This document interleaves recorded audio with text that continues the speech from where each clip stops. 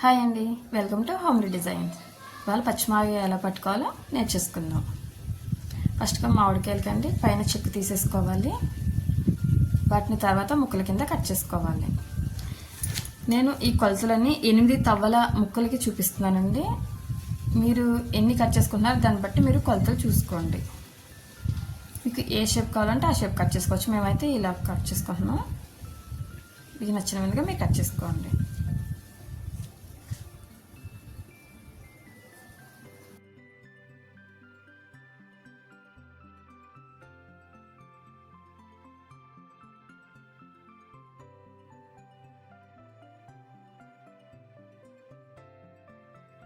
ఇలా ముక్కలన్నీ కట్ చేసేసుకున్నాక వీటిని ఎండలో పెట్టుకోవాలండి.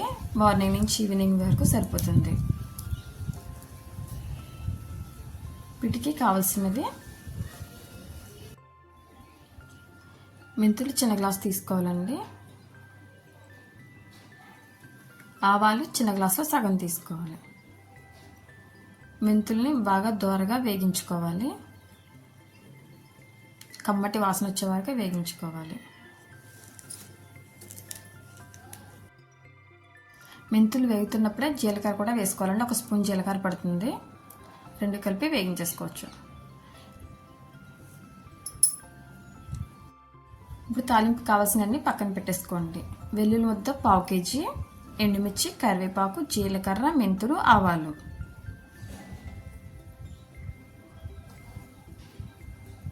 ఇప్పుడు ఇందాక వేపించాం కదండి మెంతులు, అవి పొడి చేసేసుకోవాలి. ఆవాలు కూడా విడిగా పొడి చేసి ఉంచుకోవాలి.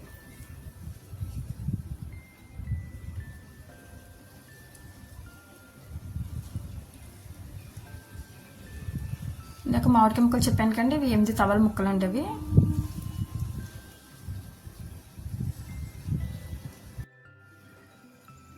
కారం 2 తవలు పడుతుందండి.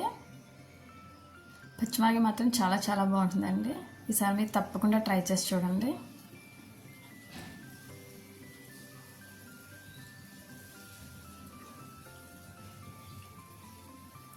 సాల్ట్ కూడా కొంచెం తక్కువ తౌడు పడుతుందండి. ఇందాక మిక్సీ చేసుకుని ఉంచుకున్నాం కదా, ఆవు పొడి, మెంతి పొడి, అలాగే వెల్లుల్లి ముద్ద కూడా ఇందాక తాలింపులు కానీ పక్కన పెట్టుకోమన్నాను కానీ 1/2 కేజీ, అలాగే ఇందులో కూడా ఒక 1/2 కేజీ వేసుకోవాలి. మొత్తం టోటల్గా మనకి 1/2 కేజీ వెల్లుల్లి ముద్ద కావాల్సి ఉంటుంది. ఇవన్నీ బాగా కలిసేటట్టుగా కలుపుకోండి. దీనికి మేమైతే పప్పు నూనె తీసుకున్నామండి. ఇప్పుడు ఆయిల్ వాడాలి కదా, కావాలంటే మీరు వేరుశనగ నూనె కూడా తీసుకోవచ్చు. దీనికి మొత్తం అయితే 2 కేజీలు పడుతుంది. ఫస్ట్గా కొంచెం నూనె తీసుకుని తాలింపు వేసుకోండి. ఇందాక పక్కన పెట్టుకున్నాం కదండి తాలింపు, ఆవాలు, మెంతులు, జీలకర్ర, ఎండుమిర్చి వరకు వేసేసేయండి.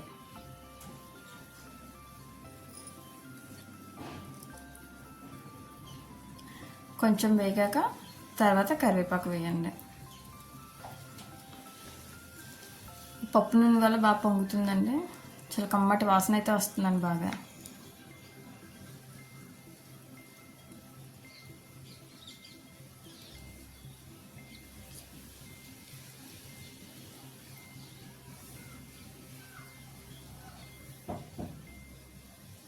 ఇవన్నీ కలిపి ముందు మనం ముక్కలు కలిపించుకున్నాం కానీ అందులో వేసేసుకోండి.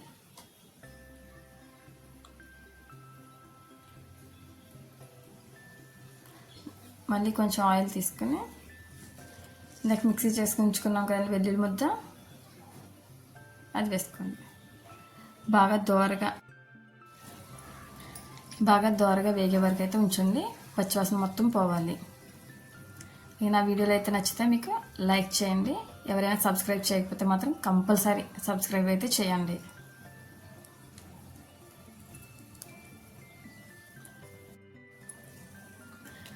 ఆల్రెడీ ఇందాక కలుపుకుని ఉంచుకున్నాం కదండి, అందులోనే ఈ వెల్లుల్లి ముద్దను కూడా వేయాలి. ఇప్పుడు వేసాక బాగా కలుపుకోండి.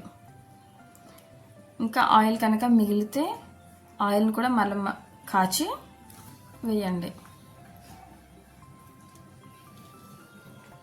ఎక్కడ కూడా తడి తగలనివ్వకండి. 1 ఇయర్ వరకు మనకి నిల్వ ఉండాలి కదా.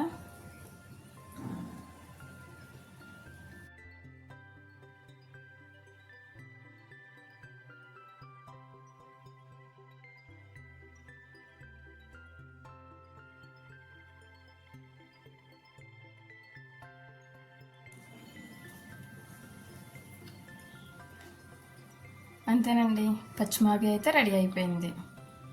సో తప్పకుండా మీరందరూ ట్రై చేయండి. ఓకే అండి, నెక్స్ట్ వీడియోలో మళ్ళీ కలుద్దాం.